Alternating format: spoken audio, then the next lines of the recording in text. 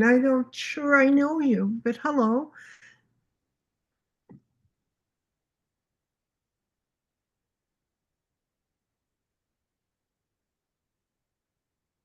I'll get rid of that. Okay. Hello, Mm. George and Tone. Great. Hello. Hello, how are you, George? I'm doing well. I thought I would be just watching the gathering. So, Oh, no, no. No, you're right in the midst of it. And in fact, in a few seconds, I'm going to turn it over to you. oh no. Okay. John Well, at least I'm in Boswell. a place where everybody would have compassion for the leader. That's right. I'm not sure what John Boswell's doing, but it's quite. Who Is knows? that is that orthoscopic surgery? I No, know, I was a little worried there for a minute. uh, Okay, There he is. yeah. I'm guessing you're on a hike, John.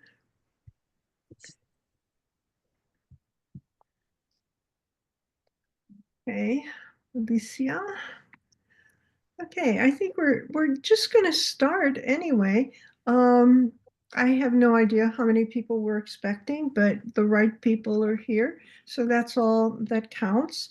And so one of the things is that some of you who've been here before know that this is just our opportunity to check in with one another, to see what's going on, and for us from the charter to let you know what's going on with us.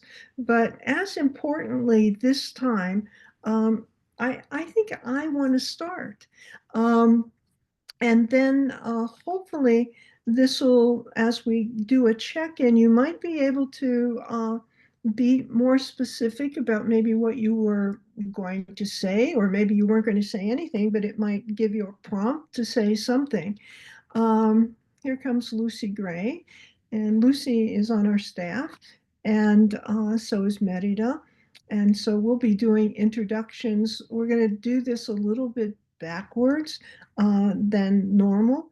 And so if I get myself up here with there's no sound attached, and hopefully I'll just be able to move this so I can get to my little PowerPoint. And Merida, I'm going to have to rely on you to let people in. No problem. That's okay. Okay, because I have so many little messages here. Don't show this again, and I don't want to reclaim, and Heidi is here. So I think we're going to be all set to start.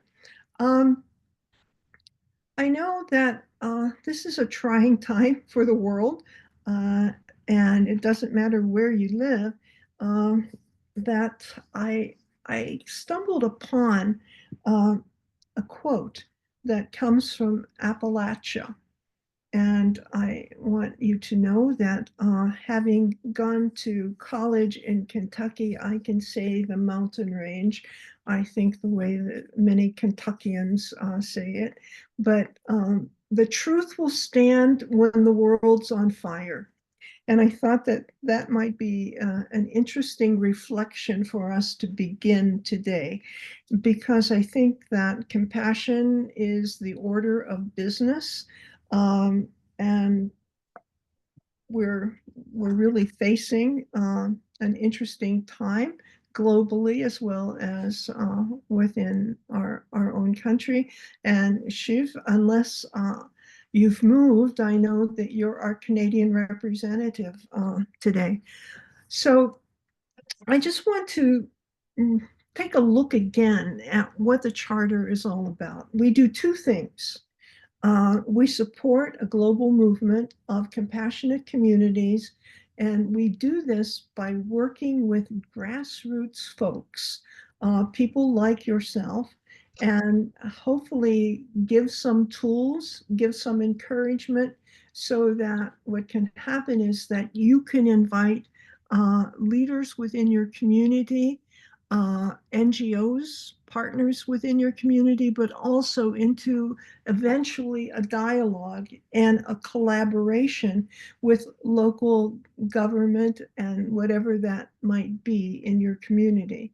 And then the second thing that we do is we provide compassionate education. And that education is at all levels, and it's to individuals as well as to organizations and anyone who wants to take advantage of learning a little bit more about what compassion is, because compassion uh, is in every aspect of our lives, from our being hardwired for compassion, that there's a lot of neuroscience present today that we didn't even know 5 years ago about compassion and how it affects our bodies. But at the same time, how is it that we can put compassion into action? And so that's what the charter's all about. And when we started, the very first slide says it's like a new era for the Charter for Compassion. Um, and we're doing a lot of things that are going to be a little bit different, and you're going to learn about them over the next year, because it's probably going to take that long to put them in gear, to get them in the circuitry and to the wiring of the Charter for Compassion. And we're used to working in the past with 12 sectors. We're compressing that a little bit, those 12 sectors, into 7 pillars or 7 areas of concern that we want to concentrate on.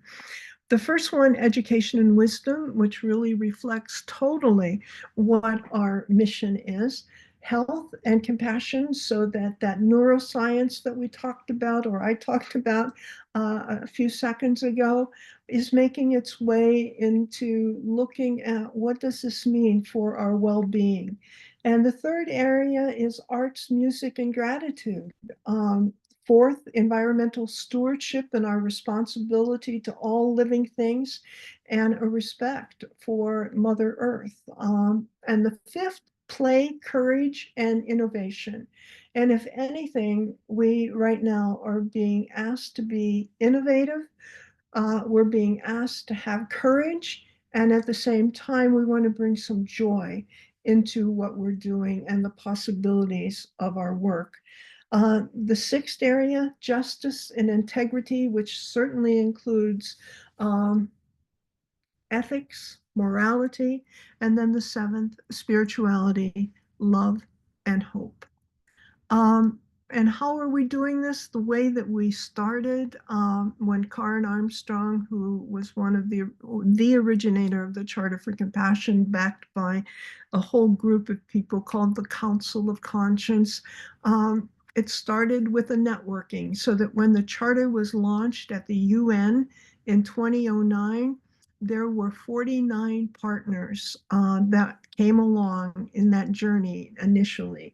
And so we have built that 49, now working towards 3,000. And it took a few years before we had a few compassionate communities. The very first one in Europe was Leiden in the Netherlands. The very first one in the United States was Seattle. And then it started to move forward. And so now we're well over 500 on our march to 600. Um, and when I say about this networking, wow, how did I get to New Alliances without, well, maybe I messed up. Sorry about that. Established alliances. I got my slides out of sync here. But from the very beginning, from 2010, our first real network connection was with the Compassion Games, and many of you might know what that is. Probably the newest established alliance is Compassionate USA, that came out of the good work of people in San Antonio, Compassionate San Antonio, to try and pulled together all of the work that they did. It took them 10 years before they became a compassionate community, and they learned a lot in that journey. And so they pulled together a whole program that was endorsed by the U.S. Mayors Association, and it's available free of charge to individuals. And actually, if there were teams that were interested in taking that course, it's available. And then another established alliance very early was in Monterrey, Mexico, with Encuentro Mundial de Valores, the Human Values Conference. That has been going on for quite some time. An established alliance, which I hope will grow even more, is Envision Kindness. And then the Global Compassion Coalition, or I should have put GCC, next to that. Though it's still a newer alliance, it is one that we helped to build as the Charter for Compassion. And then obviously the Parliament of World Religions. I think that memo of understanding between the Charter and the Parliament was in 2013, I'm sorry. And then Pro-Social World and the United Religions Initiative, which is probably our most intimate of the partners that we have here. Now, let me go backwards to our new alliances. Peace by 2030, and we're going to talk about this not right now, but we will talk about it. And the Camino, which is our trying to build pathways, highways of compassion from one city to the next. And then we have most recently signed a memo of understanding with the permanent secretariat of the Nobel Peace Laureates, which is really quite exciting. And there's a lot of conversation that can be had there. Another new memo that we're working on is with Peace Jam, and Peace Jam is sponsored by, it was started by Desmond Tutu as a Peace Laureate, and then since that time, a number of the Peace Laureates have taken it under wing and continue to sponsor Peace Jam. Another is Kids' Rights. It's been around for about 13 years. It also is another group that has signed a memo of understanding a number of years before us with the Nobel laureates. And they were the first ones to recognize and give an award to Malala, to Greta Thunberg, and to a number of young people. And it's quite a fascinating award because it really helps establish these young people who have started organizations themselves by giving them a $100,000 award, 50,000 going to the organization and 50,000 to the individual. Then one of our, I hope, will become a really exciting and certainly helpful partner to the Charter for Compassion is the Muhammad Ali Compassionate City Index, which we have been a part of. And again, that's a little bit more of a conversation, but it's the first real index of trying to measure compassion in communities. And it's right now only being done in the United States. The first annual report was released in January. And of the 12 selected cities that were part of the initial pilot, 6 of them are compassionate communities. And by the way, the first 6, the higher 6, are compassionate communities. And there's an awful lot of data that we have not been able to have up until this time.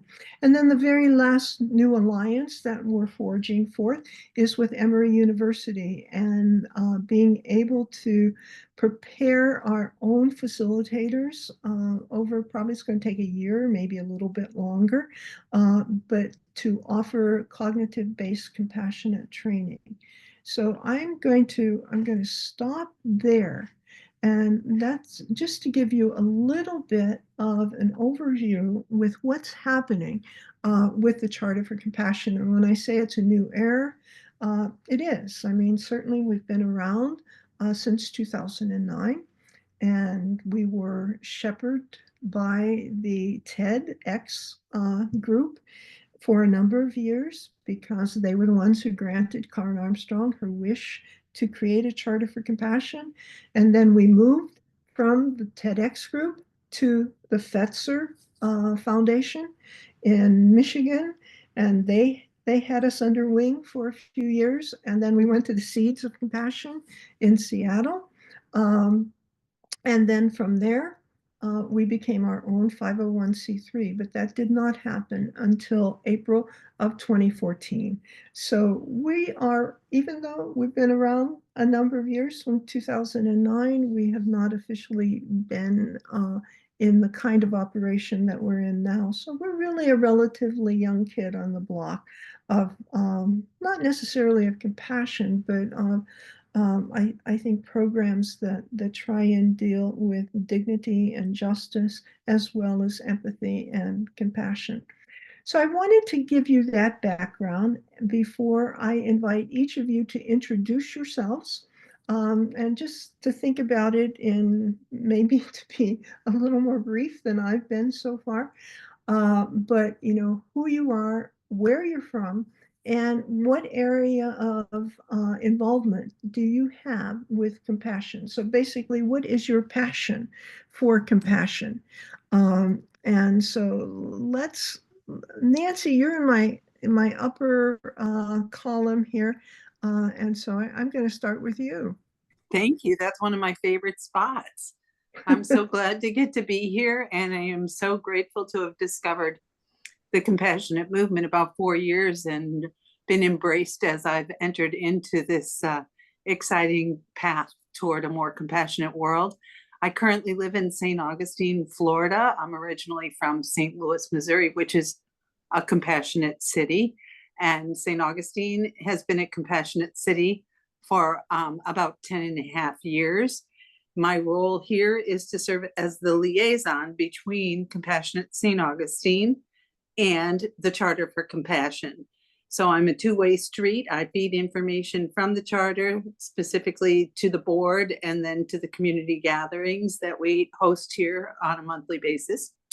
And our community is very actively engaged, working on initiatives that address all 17 of the United Nations Strategic Development Goals.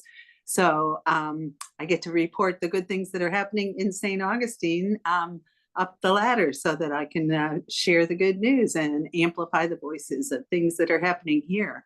I also get to serve in what has historically been called the social justice sector. But as Marilyn mentioned, we'll be shifting to pillars, and our pillar will be justice and integrity, I believe, right? Mm-hmm. Okay, and so this is wonderful. I also travel a lot, so Marilyn affectionately dubbed me a compassionate ambassador at large, a role I'm very happy to embrace. That's Great. me. Thank you. Thank you. And Joanne, from Florida to California, two sunny places.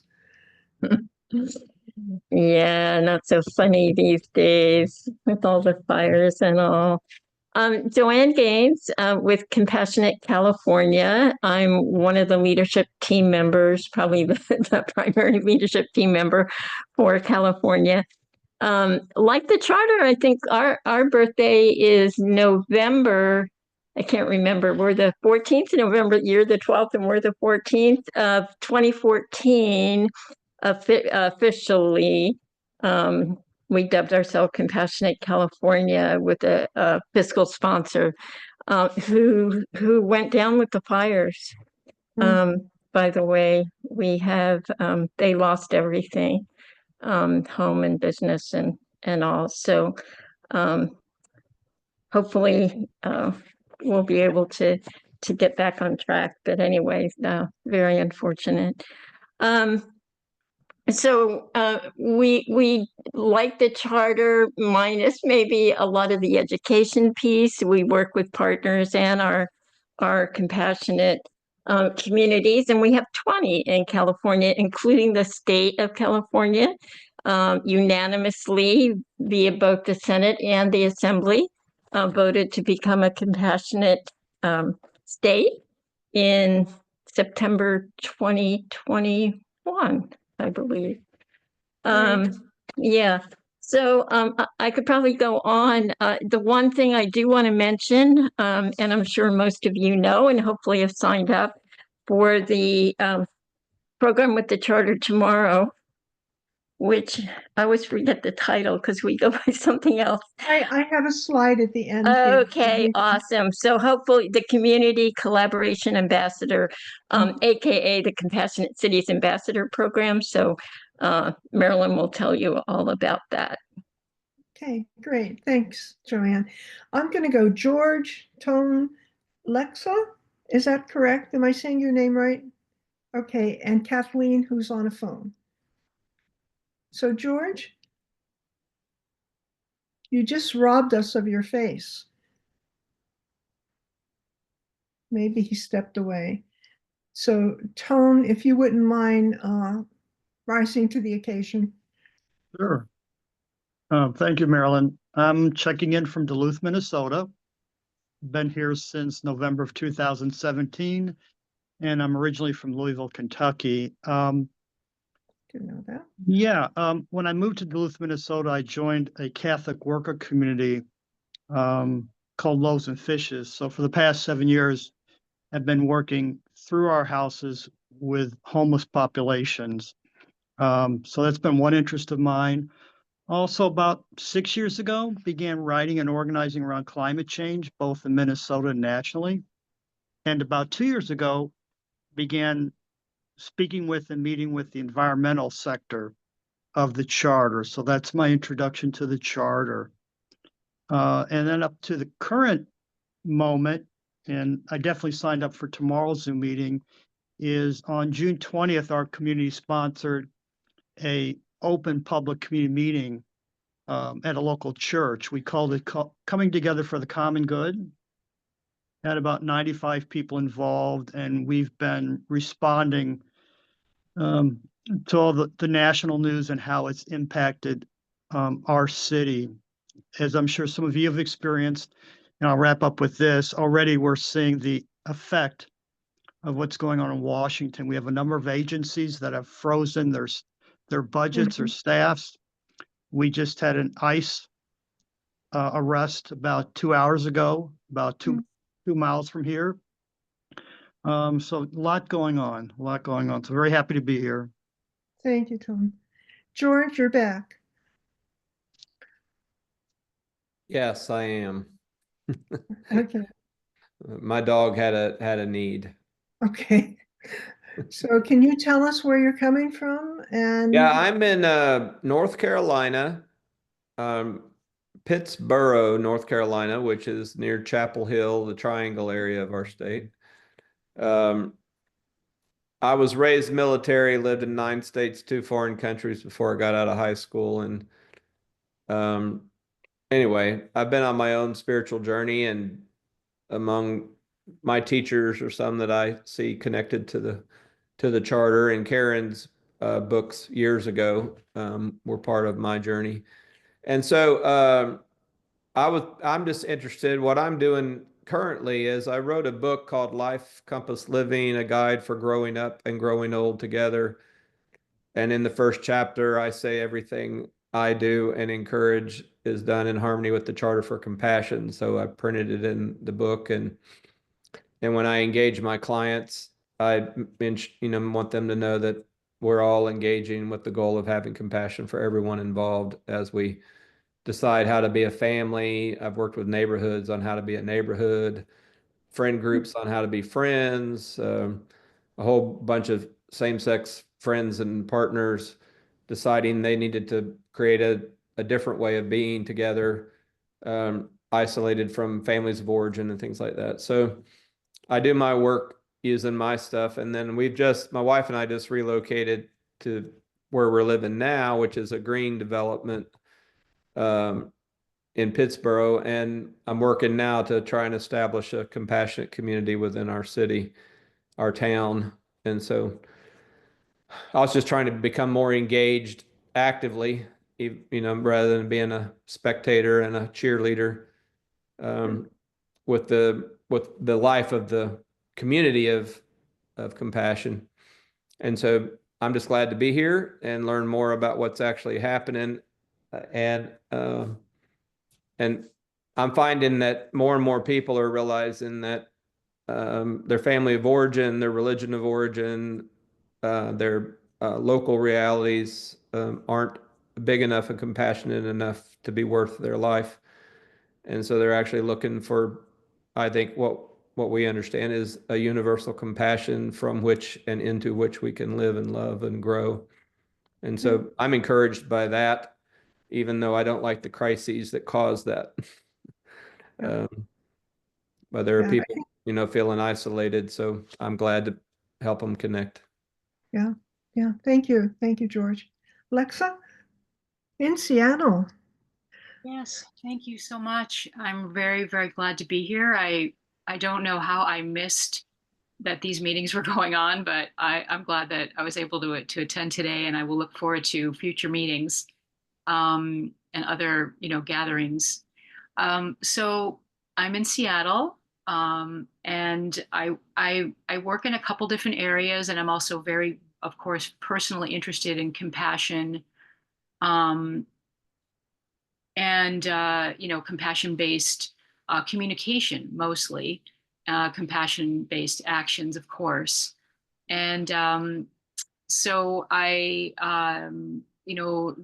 compassionate communication programs in general in the Seattle and Washington area are of great interest to me. I've been training and certifying in them. So I feel extremely grateful for the work of Marshall Rosenberg, um, Mhm.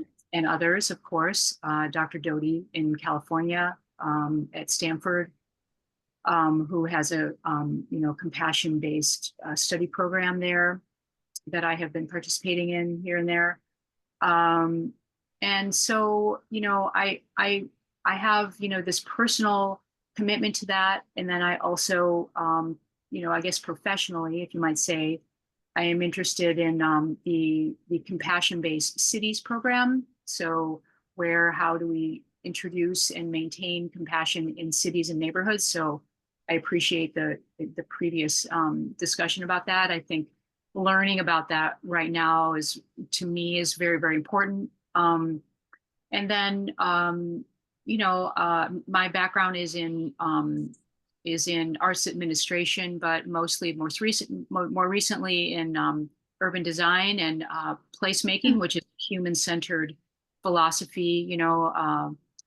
That I've been also studied and trained way back in New York. But you know, I'm and sorry, I can't hear too well, so I don't mean to interrupt anything. Um, I'm not my hearing, but just something about the recording in the the device that I have. But anyway, yeah, so I'm just little by little, just finding places where compassion-based perspectives and programs and efforts are being held. And I have been on the mailing list for this program for a long time. I'm really, really just so pleased and grateful for all the work that's been done. And I'm here to learn. I'm here to connect and hear what others are doing and how I might be able to move some of my ideas forward. So that's as much as I can say. So thank you so much, everybody. And of course, this program and this presentation. So You know, Lexa, do you know Imam Jamal? yes, Okay. yes, Okay, yes. good. Thank you. Thank you. Yes, I do. Okay, Yeah, that is a good. very important program. I will say that uh, I am a practicing Buddhist in a compassion-based philosophy here in Seattle. It's not anything, I'm not a nun, of course, but I do take my practice seriously. And we have a wonderful monastery here with a culturally based program and compassion-based practices that are now really moving more towards what they call bodhicitta, which is the act of bringing compassion and bringing actions to our daily lives. So that is supporting me. I think it's on a social level, but I think my connection to the monastery and my practice there are kind of like symbiotic. I think there's just really good energy there, and they don't even know about the compassionate communication program. So it's really interesting to me So I just feel like we're in a time of evolution around this, and that the more that we can do, like you say, that we inspire others to welcome the concepts. And I just feel very, very strongly about that. So so thank you again very, very much. Okay, thank you. Kathleen.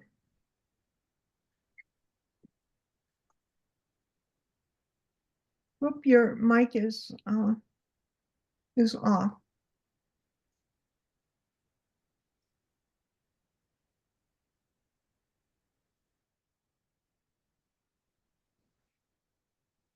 We still can't hear you. I see that you're trying to.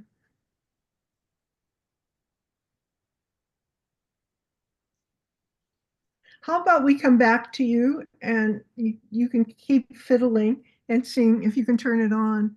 So Shiv, what about you? Oh, my screen has just totally changed. So I'm gonna make some mistakes now. But go ahead, Shiv. Thanks a lot, Marilyn. My name is Shiv Talwar. I live in Waterloo, Ontario in Canada. I have been passionate about compassion, so passionate that I have researched it scientifically. And our research is now will be in education. In collaboration with Ubiquity University, we'll be teaching master's level and PhD level students in neurobiology of transformation. And this is a scientific discipline of how we can transform ourselves to be a compassionate person. And not only compassionate, but also more healthy physically, more healthy mentally, and even, I would say, more wealthy too, not only healthy, happy, all of those good things that we wish we had, we would have this kind of education, provided people learn it, understand it, and then apply it on themselves. So that is what we are doing as an organization called Spiritual Heritage Education Network. We'll be partnering with Ubiquity, and starting April, we'll be teaching graduate studies in this subject of neurobiology of transformation. Thank you, Shiv. You know, if you have a link that you can put in chat to share with people, please do. Sure. Okay. And Wendy, another Canadian. Yes. Thank you. I will try to be brief. My experience with your amazing organization is much shorter than it sounds like most of you. I first became aware of your extensive work, Marilyn, just maybe a year and a half ago. I'm quite immersed in my small northern community in British Columbia. I'm a personal growth counselor, have been for nearly 30 years. So I really approach life and persons and community from that place of fostering compassion and wellness, goodwill. And actually, just as I listened to your presentation today, I've been kind of carrying a notion for a small community radio broadcast, and I haven't acted on it yet, but it's stayed in me now for months. And I think the name will be Compassionate Conversations for Community. And if you're open for it at some point, I might call on you, Marilyn, for one of those Absolutely. conversations. Great. Thank you. Thank you for the invitation, even though the program hasn't started. Yeah. I have many tendrils out to our climate, environmental groups, our indigenous community, international communities here in our small town, and really, deeply spiritual people quite graced with gifts. So there's a lot happening here. I don't feel it alive in me to sort of go to town council quite yet to become a compassionate community. I would love that, but I know that's not quite where my mission lie at the moment, but Right. it's all woven together. So thank you. And Yeah. again, I bow down to all you've done. I'm just astounded, and it's wonderful to hear what you've done, Marilyn, but all the rest of you. Thank you. Great. Thank you so much, Wendy. You know, one of the things before we continue this journey of meeting one another is the fact that it takes a team. You might have the drive and the passion and the commitment, but in order to really, move forward, and it doesn't matter if you ever go to city council, but I mean, the very fact that you're creating community is the most important thing. And by creating community, what happens is that you begin to understand the social responsibility that we have one unto the other. And, no matter if you like her or not, I'm going to suggest you go to YouTube and look at Jane Fonda's, I think it was 8 minutes long, acceptance speech for a Lifetime Award for being an actor. But in that, she talks about the necessity of building community. It's quite amazing and so pertinent to today. So I just encourage you to go and listen to that. Amy, you're next. Thank you. Oh, your mic is off too. Okay, here I am. Okay. Yes, I've been involved in this group for quite some time. I took the Essences of Compassion course, and very recently I took Jamal Rahman's course, Sacred Laughter of the Sufis, which I really did enjoy. And he's really great. And I think that compassion is just key to good government, a good society. So I really want to do all that I can to help out. Great. Thank you. And where are you? I'm in Renton, Washington. Oh, you're in Renton. Okay, very good. I'm in Kingston. So, Oh, okay. so we're not either close to either you or Alexa. I mean, it's crossing bodies of water in the state of Washington is like, flying from here to London. I think I could do that faster. Nancy Nelson. Well, I am here at a meeting for the second time. Marilyn, I spoke with you at length. I don't remember how long ago. I know it's been at least since last year before our disastrous November event. And I really know next to nothing about the entire organization except what little I learned that day and what little I learned in talking to you. But it's the word compassion that just draws me. And when I saw a chance to sign up for today, I did, because I'm feeling dried out. I think that's the best word I can say, that I just feel like there is so much anger and revenge out there I mean, I'm in the United States, I'm down in California, so I think we are having it worse than we're bad. I mean, we've done horrible things in the world, and I think it's now coming back on us. But it's so vengeful and harsh, and it's absolutely the opposite of what compassion could be. I'm really astounded by it.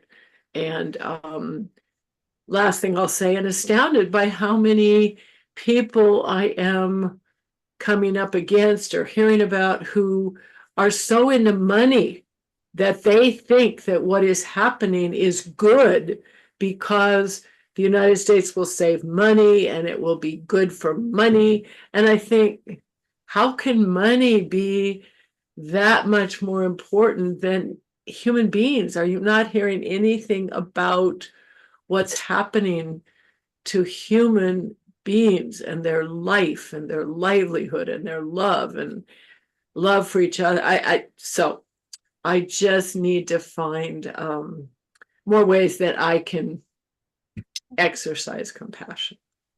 You know, I don't want to stop the flow here, but you know, there's an exercise in our toolbox that says if you want to begin the process of creating a compassionate community, the first step is to find like-minded people.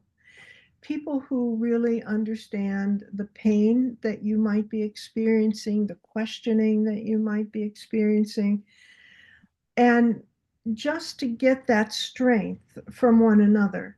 And then to make a leap.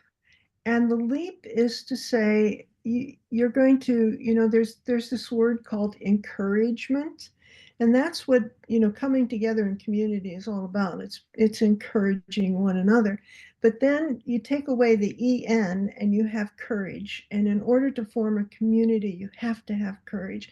And that leap is going to say who is not at this level of conversation, who is not at the table, and let's invite one or more people to the table. And when I say the table, I mean the table. Food is really incredible. Just to share some food, to share something that's other than politics, if that's the divide. If the divide is a racial division, if the divide is homelessness, I mean, to figure out how is it that you can really begin that conversation across lines. We'll talk a little bit more. One of the things that I think, and I hope we'll be able to make an announcement tomorrow at the ambassadors group, is that I think we're going to have a week of building compassionate communities. And so it's going to be every day of the week. And so people could come in and we'll just do some of these, you know, small exercises together that are part of our toolbox, but also to really custom make some of the program to meet your immediate needs, because it does take an incredible amount of courage to build a community. And so we'll deal with that. You know, Andrew, boy, you've come many miles to this US chat. So Andrew and I know one another, but from a whole other continent. I'm in the Blue Mountains outside of Sydney. Shiv, you mentioned how do we transform ourselves, become more compassionate? I would recommend 2 books for your consideration. This famous one by Bessel van der Kolk is called The Body Keeps the Score. It's a masterwork on the neurology of experiential therapies to change the brain and change feelings and become whole and healthy. More very practical work is my own inner work. It's a manual of 2 techniques that first people can use for themselves without great training to resolve their emotional triggers. And beyond that, it's a manual that we can use with others to introduce them to these techniques. And my grand vision for a healthy society is based on many of us becoming leaders at various levels. So this is one level, to introduce people the tools to become mentally better.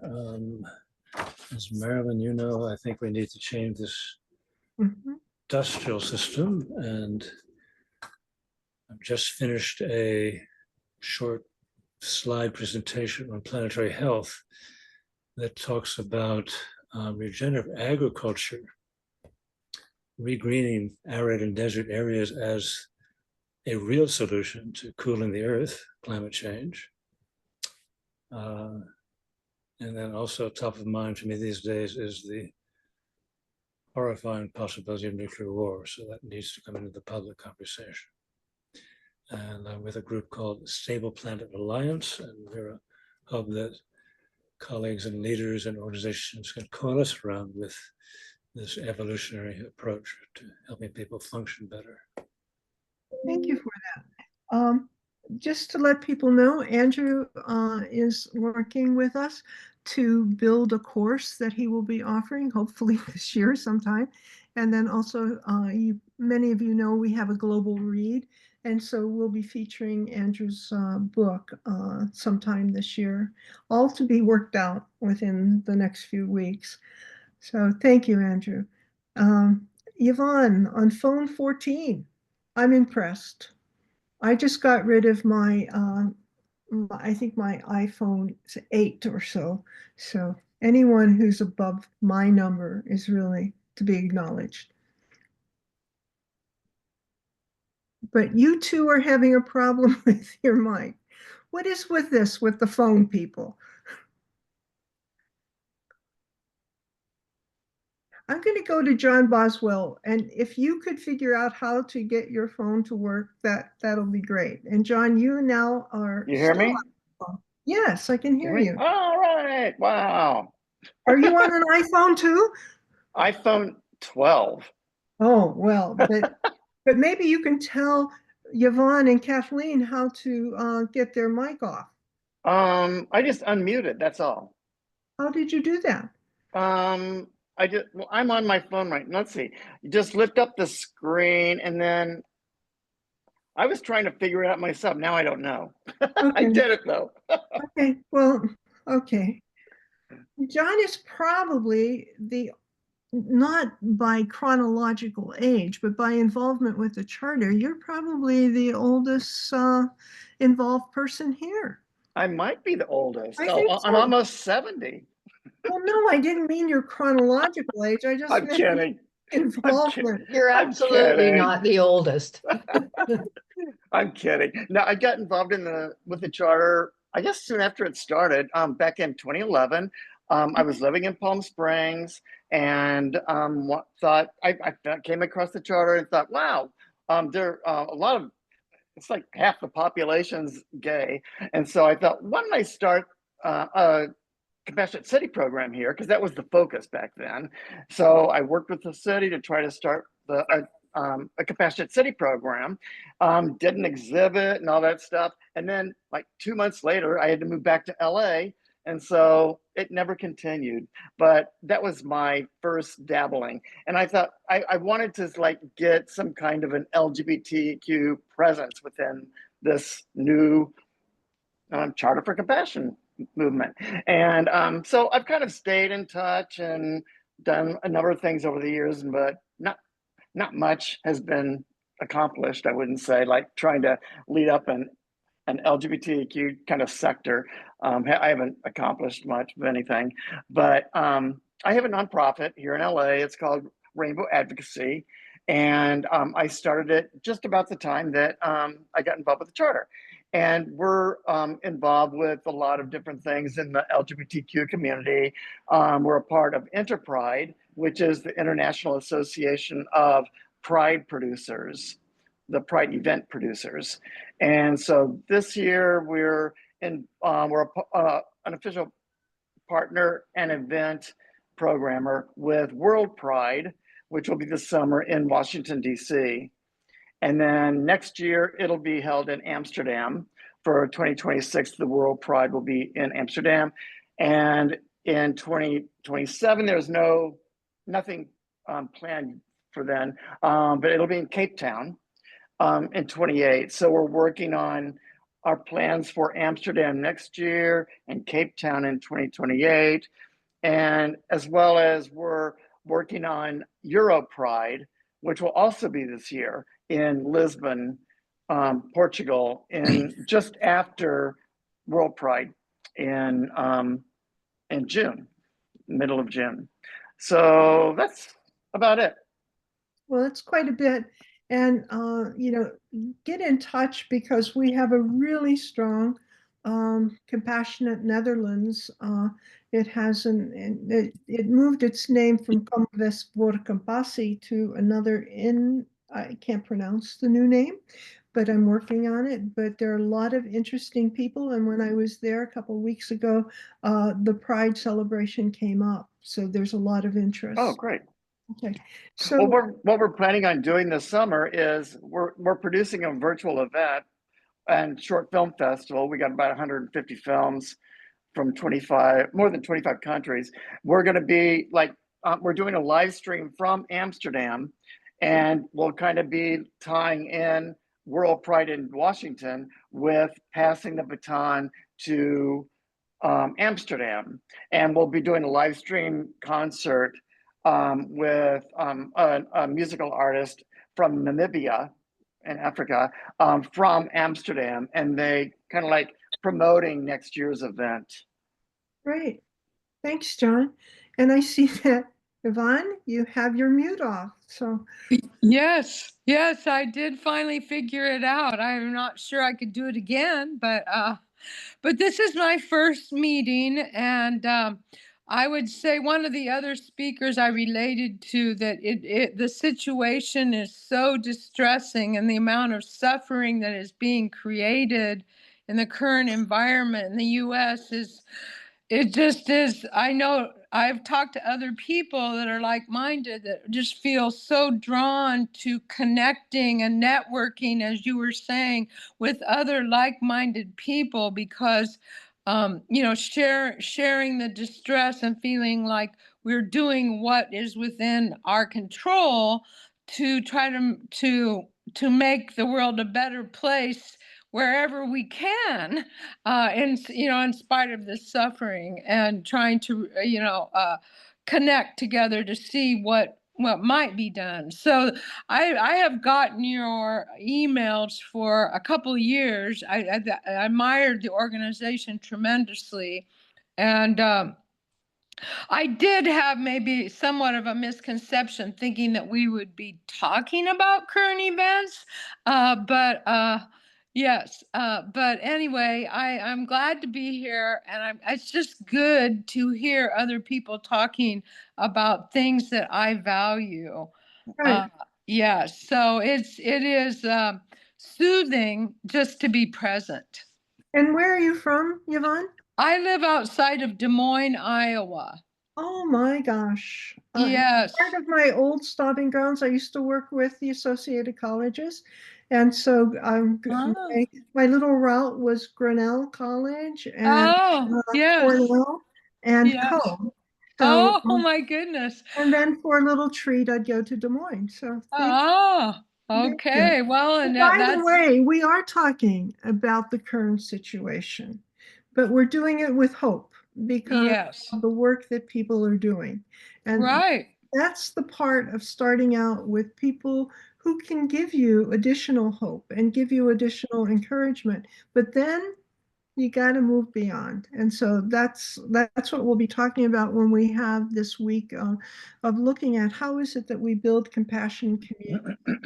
And I'm wondering, Heidi, if you can come on. We only see your name and your microphone, but are you able to talk? Ah, you are. Okay.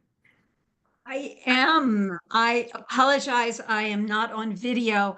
I only found out about this morning and I had something else scheduled, but I knew I could multitask and at least listen and take in. And it's been a while since I've been with you, Marilyn. So it's always a pleasure hearing what you're up to and what everyone else is up to. I am in Maryland in the mid-Atlantic, just a few hours from Washington, D.C., which seems to be on everyone's minds these days. And so you really living in this area, you really pick up on that energy. So I actually was quite active, busy up till last summer, working with a small town in Maryland and people in Baltimore City to create compassionate cities. And then a whole bunch of things in life just said to me, you need to take a year's sabbatical. So I'm on a year sabbatical, and I haven't been to any webinars since last summer, but something about this one, I thought, nope, I'm going to come listen. So I'm Great. here to listen and support everybody, and so appreciative of all that you do. Great. Thank you, Heidi. Kathleen, have you figured it out yet? I think so. Can you hear me? Yes, we can. Yeah, I'm here to listen also. I'm in Easton in Pennsylvania, and I am not actually sure if this is a compassionate city or not. I've been getting the No, it's email not. for years, since I guess the inception, having read a lot of Karen Armstrong's work and trying to be a more compassionate person. So I just wanted to see what, if anything, was going on in this area and how I could become more involved and active. As many have said this evening, that it is, this is the time to do it if there has ever been one. So, yeah. And listen, we don't have much time left, and we still have so much to share with you. And thank you for coming, Kathleen. And you bring up a really good point, and that is if something's going to happen in building a community, it's up to you. But we can help. And so, if any of you want to have individual conversations with Merida or myself or Lucy, because Lucy's going to explain in 2 minutes' time a conference that we're going to have in May that we hope a number of you can really be presenters at, just listening today. But an individual conversation, we have a database, we can send emails to people in your vicinity.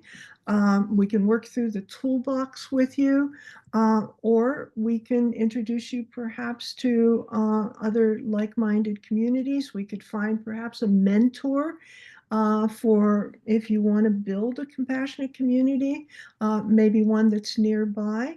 And so all of those things are impossible, but it takes continual dialogue, and it takes some time.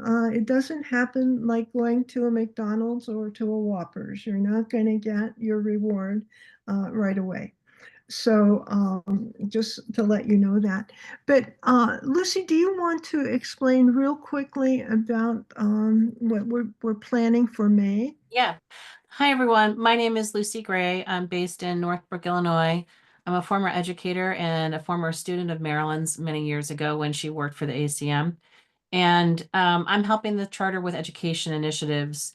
We have an upcoming meeting for people who are involved in the education sector. We do monthly EdNet forums with really interesting speakers, and they're all archived on our YouTube channel, and a number of other things. One thing I wanted to mention outside of this, but I'm wondering, Marilyn, if there is an opportunity to have like a weekly chat for anyone who does want to talk about current events. Maybe that's something that we could do and easily facilitate. Just putting that out there. The big thing that Marilyn wants me to talk about is we are doing the Compassionate Action Conference in May. It is completely online. It is in a platform called Ring Central Events, it used to be called Hop In. And we are encouraging individuals and organizations to submit proposals to present at the conference. There's no cost to attend, although we would like people to support the conference.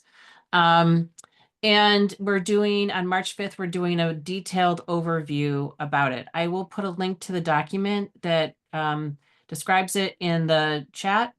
But we really are looking forward to having lots of people participate in it. What you can do as an individual is talk about your book or your actions in your community. You can, if you belong to an organization, you can encourage you can give an overview of that organization, how people can get involved with your organization or partner with your organization. In my experience running online events for educators over the last 10, 15, 20 years, is that together we can do more. And by doing virtual events like this, we can bring people together in ways that they wouldn't be able to do in person. And so we want this to be a cross-sector event where people are learning from each other and seeing what people are doing and are thinking about what practical steps can be taken to make compassion actionable. So that's it. Okay, great. And Merida, we have now, she did it in 2 minutes. It's amazing. But I'm wondering if you could, Merida's from our staff as well, and she's in Monterrey, Mexico, but I'd like for her to talk about the Camino, which I said we'll talk a little bit more about it. But so maybe in 2 minutes time, maybe if people are willing to stay an extra minute or so, we can finish up with that. And that can be as brief as possible. But one of the actions that is going to take place during in the near future is a collaboration between San Antonio and Monterrey, and we've called it the Camino de la Paz y Compasión, which means the pathway or the highway of peace and compassion. And what we're trying to do is get all the towns involved in that area between the two cities into, I think it's more like peace and compassionate education, and so they know that there is another way forward that's not whatever is being uncomfortable in their city. So there's a way out. Thanks, Merida.